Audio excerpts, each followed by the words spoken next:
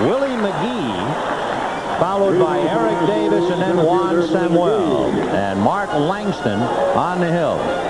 You know, a lot of people thought, and maybe you do right now, if I said, who do you think led the American League in strikeouts last year? You might say Roger Clemens. And the answer would be wrong. It was Mark Langston. I mean, he can move it. He had 245 strikeouts last year. And he's right at the top now as Willie McGee tests him.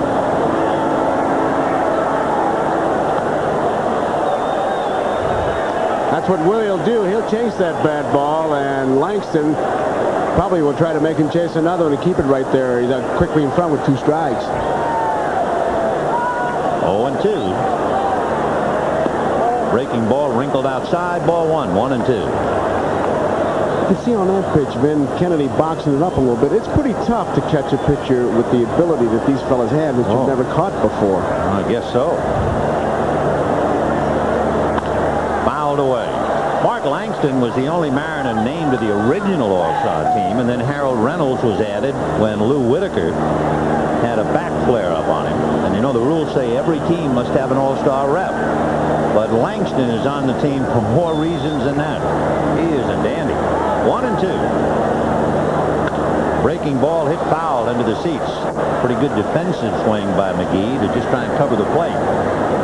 Mark Langston. It's one of those ripcord emergency swings. Just keep me alive. Maybe I'll get a better swing next time.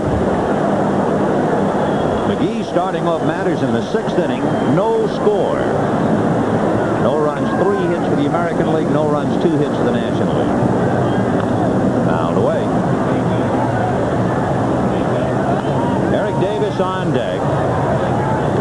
One of the great defensive players in the National League besides his offensive abilities. Willie McGee, a San Francisco native. His father is a deacon in the Pentecostal church. 1-2. Ball 2. And before each season, you might remember you heard about it during the World Series, Willie's father anoints Willie's hands and feet to prevent injuries. Quite a young man. 2-2. And he thumbs one to the right side. Reynolds waits for the hop to get him. 1 down.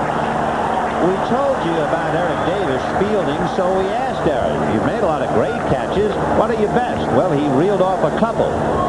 This one against Darryl Strawberry at Shea Stadium in New York. Up the ladder. Home run gone. He caught it up there at Riverfront. And again at Riverfront. 2 against Jack Clark. 1 against Jim Morrison of Pittsburgh. And 1 by Darryl Strawberry. That's this man, Eric Davis. An 8th round draft pick. So there were a lot of people who didn't think he was going to make it. And I think everybody agrees with Pete Rose. Don Sutton, the pitcher of the Angels, had a good line about it. He said the pitchers are going to have to throw the eye wash ball to get the red out. I paused so we would not have a commercial. I was trying to think. Eye wash. Fake me out a little bit there. I have no idea. 0-2. 1 ball and 2 strikes to Eric Davis. Get the red out. That goes right next to Days of Wine and Rojas. In there. See you later. I was going to say got him looking, but I don't know how much looking you can do down there at the plate. Or maybe it's just you can't see too well. Take another look at it. He's a power pitcher, throws the curveball, and there's not much you can do. Denkinger very sure of that. But look at him pull that chain. How about him? So Mark Langston puts his signature to the game. He does what he does all the time, a strikeout. Once again, we remind our viewers we'll be selecting the NBC Miller Lite Player of the Game at the conclusion of the ballgame. Juan Samuel. Right. Samuel strikes out a lot, so this is a strikeout situation. Strikeout pitcher and a hitter who pays the bill, but instead he fists one on the right side to Reynolds, and that's it for Samuel and for the National League in the 6th inning. So Langston sets him down, and at the end of 5 1/2, the National League nothing, the American League nothing.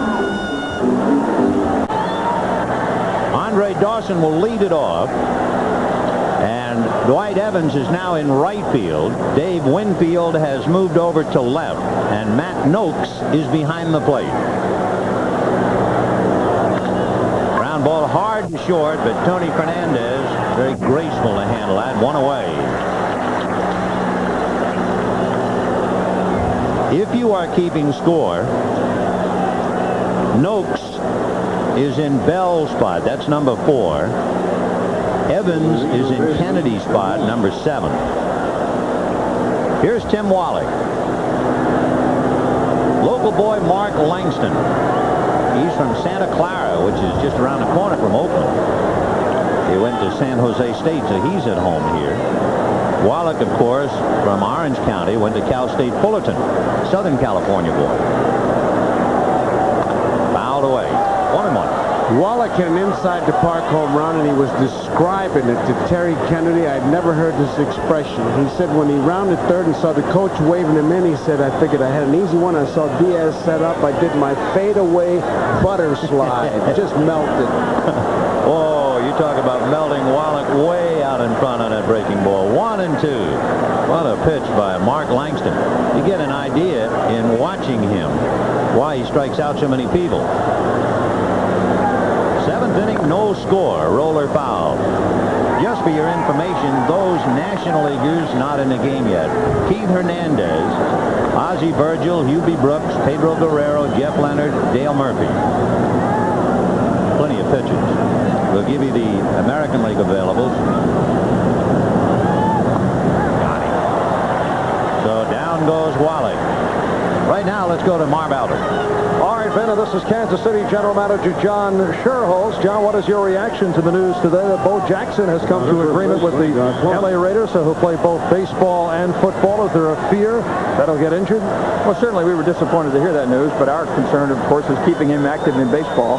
There is that fear of injury, but hopefully Bo will play football for a short time and decide to return to baseball full time. Why do the Royals permit this? Was there a fear of losing him if he did not play both baseball and football? That was, in fact, our fear. If we had decided not to give him permission to do this, we were looking at the possibility of his walking away from baseball. We didn't know that, so we still feel like once he exposes himself to football and measures that against baseball, baseball will be his choice. Any other Royals with interesting hobbies? I certainly hope not. Okay, John Sherholz, Royals General Manager, back to Vin and Joe.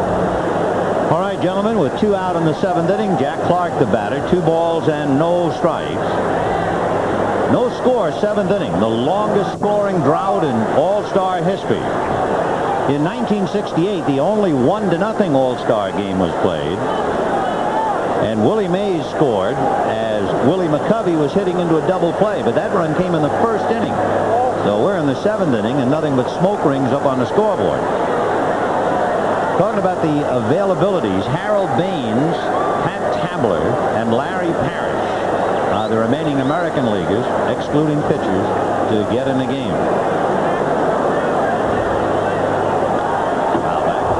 Clark was trying to get on the board with that swing. Before the game, the talk was, well, with all his talent, you won't have to manufacture runs. Wrong. They're going to have to start thinking about bunting and hitting and running and that kind if they're going to make a run. Full count to Jack Clark. Bo Diaz on deck. And that's hit down the right field line, slicing foul and out of play. 49,000 here today, the largest crowd to see a game. They tell you that the attendance for baseball is 48,219, so I assume about 1,000. Standing room only, and there is sitting room only for Mark Langston. He comes up with his 3rd strikeout. Here's another edition of 7th inning stretch.